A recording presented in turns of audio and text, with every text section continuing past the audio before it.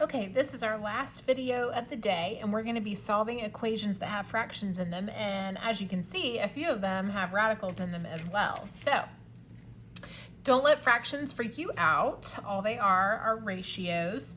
And like I said before, whenever you see a denominator, I want you to think of a soccer player coming in and kicking that denominator out to the other side, and whatever's in the numerator dropping down, okay? So x is going to come over here, he's going to get kicked out to the other side, and he's going to get multiplied by all of x minus 4. Okay, so whatever you kick out to the other side is going to get multiplied by whatever is there already. So we're going to have x times x minus 4 equals 12. Okay, and what you might think to do next, hopefully, would be to distribute. So if we distribute, then we'll have x squared minus 4x equals 12.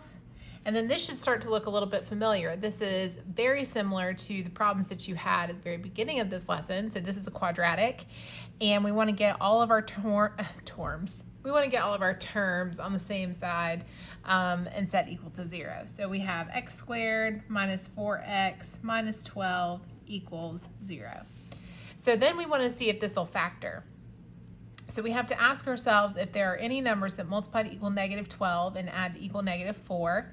And there are. That would be negative 6 and positive 2. So this will factor into x minus 6, x plus 2 equals 0. And then all you have to do is set each of these equal to 0. So x will equal 6, and x will equal negative 2. Okay, so this would be a parabola that crosses at negative 2 and positive 6. So look like this, which is not the most beautiful parabola in the world, but that's exactly what this equation would look like if you were going to graph it in your calculator. All right, this one right here has radicals in it, and it also has a fraction as well. So a lot of times when people see a fraction in the equation and they don't see a fraction anywhere else, they start to get a little bit worried, with good reason, but it's nothing to be afraid of. In fact, this gets a lot easier if you multiply every single term in here by the square root of 7. Because if we multiply every single term by the square root of 7, then that means that this square root of 7 is going to get canceled out. So what we can do is multiply this by the square root of 7. We can multiply this term by the square root of 7. Just squeeze it in there. Multiply this term by the square root of 7. And multiply this term by the square root of 7. Okay, so these right here are going to cancel out, which is what you want. So we're just going to end up with a 3 on the end. You might ask yourself, what happens when I multiply the square root of 7 by the square root of 7? Well, I want you to think about this. What if you multiply the square root of 4 times the square root of 4? The square root of 4 is 2, and the square root of 4 is 2. What's 2 times 2? It's 4. So if you multiply the square root of 4 times the square root of 4, you really just end up with what's underneath the radical, okay? Same thing with the square root of 7 times the square root of 7, it just ends up being 7. So this is 7x times 7 right here. All right, right here we have negative 8 square root of 7. And then again, we have the square root of 7 times the square root of 7 right here, which is just 7. So we have 3x times 7. Okay, so if we simplify this, then we have 21x minus 8 square root of 7 equals 49x plus 3. All right, so let's combine like terms. So we'll do, we'll subtract the 21x to the other side just to try to keep as many things positive as we can. So negative 8 square root of 7 equals, see, 49 minus 21 is going to be 28. So we'll have 28x plus 3. And then we're just trying to get x by itself. So I'm going to subtract 3 to the other side. Now, one thing you need to know is when you subtract 3 to the other side, a lot of people are going to write it like this. It's not technically wrong, but here's what a lot of people do. They get a little bit sloppy when they write their square roots, and they write them really long, And then it looks like it's over the 3 as well, which is incorrect. So what we do to try to avoid that is instead of writing negative 8 squared root of 7 minus 3, we write negative 3 minus 8 squared root of 7. That's the proper way to write a math sentence that has radicals in it.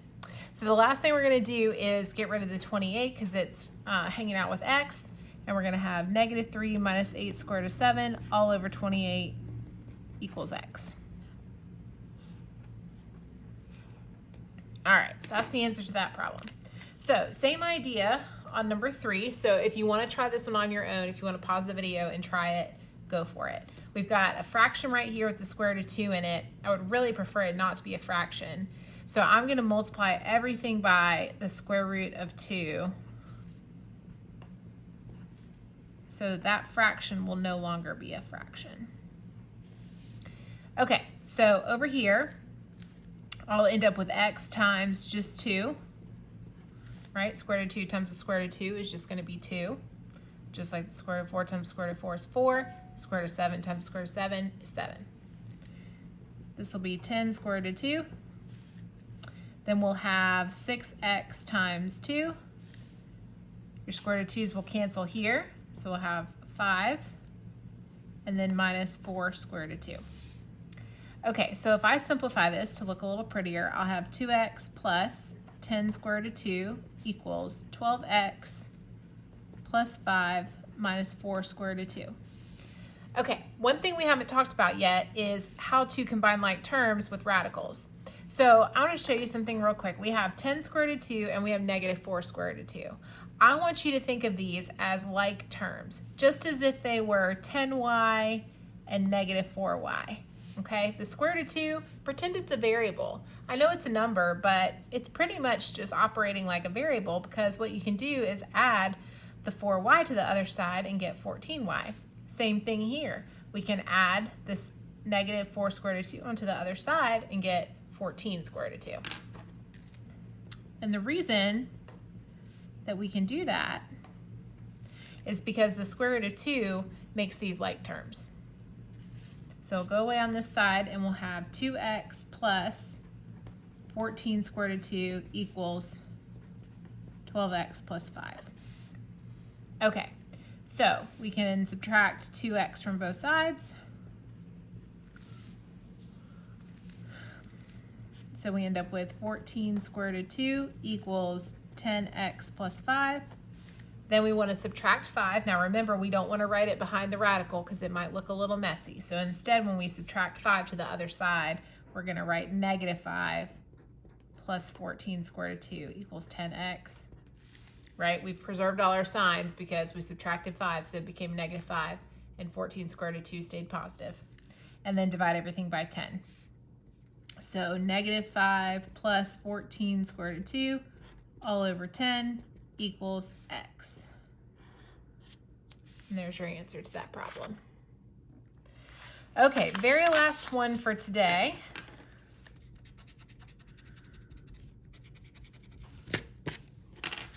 Okay, this one right here. So no radicals in this one, makes it a little bit simpler. But same idea, we want to get rid of this denominator right here, so we're going to multiply everything by x to try to make it go away. So we're going to multiply our first term by x, our second term by x, and our last term by x. And these x's will cancel out, so we'll have 12x squared equals 5 plus 17x. So this is just like our example over here that turned into a quadratic. This one does too. So 12x squared minus 17x minus 5 equals 0. So to check and see if this one factors, we want to ask ourselves, are there two numbers that multiply to equal negative 60 and add to equal negative 17? So you may have to think about it a little bit, but hopefully not too long because the numbers are actually negative 12 and negative 5. So, I'm sorry, 12 times negative 5 is negative 60. Numbers that would add to negative 17 would not be negative 12 and negative 5 because that would multiply to equal positive 60. So you may have to think about this one a little longer. So let's see, some other numbers that would multiply to equal negative 60 would be negative 20 and positive 3. And that does add up to negative 17. So this one is factorable. Okay, so, all right, we may have to do a little guess and check on this one since these are some bigger numbers. So I'm gonna be safe and use a pencil for a second. So we're gonna do 4x and 3x. You could also do 6x and 2x. You could also do 12x and 1x. I'm just taking a guess at 4x and 3x. And then I need to get two numbers that multiply to equal negative 5. So I'm going to try negative 5, positive 1. All right, let's FOIL this out and see if that gives us what we started with. So 4x times 3x is 12x squared. 4x times negative 5 is negative 20x. And if we add 3x, we get negative 17x. Yay, that worked out. And then 1 times negative 5 is negative 5. So these are my factors.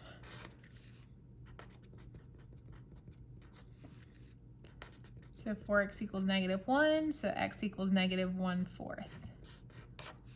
All right, for 3x minus 5, we have 3x equals 5, so x equals 5/3. Okay, so this parabola would cross at negative 1/4 and 5/3, which is almost 2, but not quite. So it would look like that. All right, so the homework that goes with this is homework A2. I'm sorry, no it's not, homework A3. And let your teacher know if you have any questions. We'd be happy to help you.